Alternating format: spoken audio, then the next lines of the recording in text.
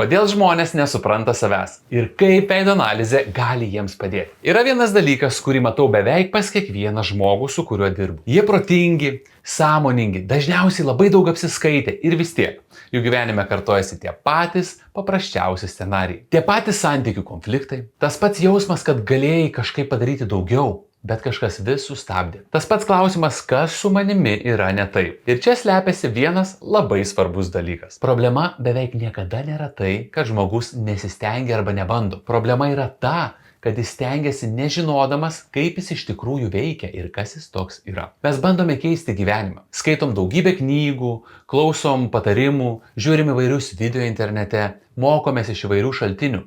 Bet dažniausiai keičiame savo elgesį, o ne savo vidinį veikimo mechanizmą. Ir kas tada nutinka?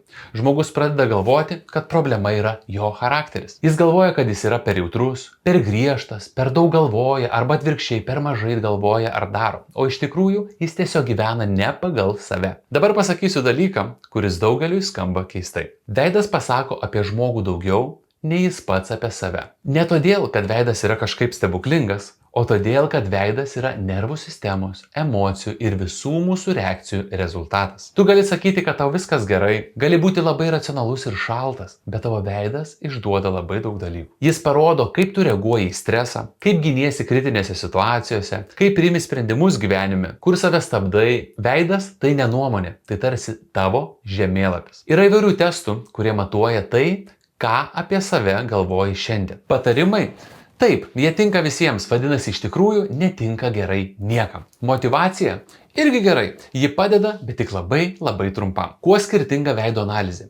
Ji parodo ne tai, kuo nori būti. Ji parodo, kas tiksliai tu esi dabar. Charakterio analizė iš veido – tai individualus aprašymas, kuris padeda suprasti tavo charakterį, tavo esminės savybės, vidinius konfliktus, elgesio šablonus ir kodėl tam tikrose situacijose tu pastringi gyvenime. Net kai labai stengiasi. Ne tam, kad save taisytum, o tam, kad nustotum pagaliau save laužyti. Ir labai dažnai po analizės žmonės man parašo, aš tai jaučiau, bet niekada taip aiškiai nemačiau. Arba kai kažkas pasako iš šono, atrodo taip paprasta ir lengva žinoti, kas aš esu ir ką man daryti. Ir tas aiškumas, jis atneša ne euforiją.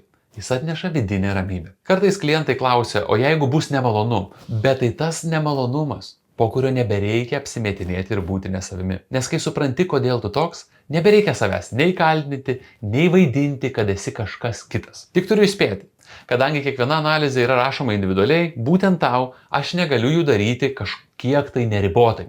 Todėl kartais užsakymus tenka pristabdyti ar palaukti analizės ilgiau negu 3-4 dienas, maks iki savaitės. Taigi, jeigu tu jauti, kad kartoji tuos pačius gyvenimo scenarijus, nori daugiau aiškumo, nori patarimų aiškių ir motyvacijos, kuri padės tau gyventi, ir jeigu esi pasiruošęs pagaliau pamatyti save be kaukių, bet tuo pačiu metu ir nustoti save plakti, po šiuo video rasi nuorodą į individualią charakterio analizę iš veido. Tai jokių būdų nėra stebuklas, bet labai dažnai tai yra tavo pradžia, kai gyvenimas pagaliau nustoja suktis užburtų ratu. Ne visi nori save pažinti, bet jei žiūrėjai iki čia šitą video, tikriausiai jau seniai jauti, kad yra laikas.